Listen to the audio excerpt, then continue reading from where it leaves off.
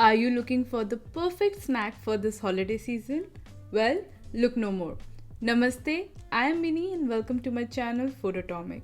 Today we are making this delicious potato wreath recipe which is very easy to prepare and can be made in just a few minutes.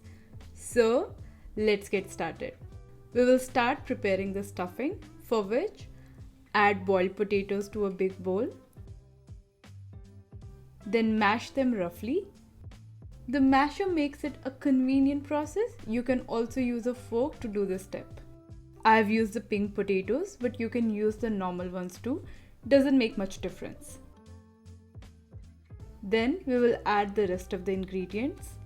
Chopped cilantro, chopped red chili, boiled or frozen green peas, red chili powder, cumin powder, vegetable powder, it's optional, black pepper powder, garam masala, and finally mango powder. If you don't have mango powder, you can use chaat masala or juice of half a lime. It's to add a little tang to the recipe. Mix everything till it's well combined. And I forgot to add an important ingredient, salt. Salt will bring out all the flavors to these spices. You can increase or decrease the spices in this recipe based on your preference. Now let's prepare the dressing. Add olive oil, red chili powder, oregano, salt, and some crushed rosemary to a bowl. If you're trying vegan recipes, check out the description section for my free vegan guide link. You can omit the red chili powder if you don't prefer that spice level. Give it a mix and the dressing is ready. It's time to assemble everything. I have taken this thin pastry sheet for this recipe. Place the pastry sheet on top of a parchment paper. Trust me, it is for a reason, to make the process easy. Brush it with the dressing. You don't have to brush the entire sheet, just one section would do. Once done, let's add the stuffing to the pastry sheet. Spread the potato mix evenly, but not too close to the edges. Press it down gently with a light hand. Then start rolling the pastry sheet and ensure the potato mixture is properly sealed. While rolling, try to avoid gaps to get a good cylindrical shape. Then slice the pastry sheet like this, slicing it with 3/4 of the distance. Then gently lift from one side and bring it towards the other to make a circle. Look at this. So festive, right? Use the excess dough on the edges to seal the circle. Now comes the best part of the recipe. Go ahead and open these leaves gently by pressing them down. This is one of those simple recipes that look complex. Trust me, everyone will ask for this recipe and how you made it. You can also add corn or grated vegan cheese if you want those flavors.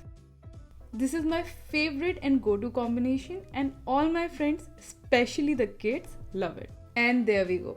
Now lift the parchment paper and place it in the baking tray.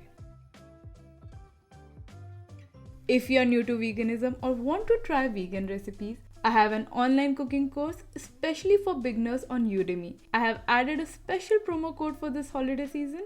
Make sure to check out the link in the description section. Brush it with olive oil dressing. The dressing part is actually optional. If you want to reduce the oil in this recipe, go ahead and omit it altogether. But if you're fine with a little bit of oil, this will enhance the flavor of this dish.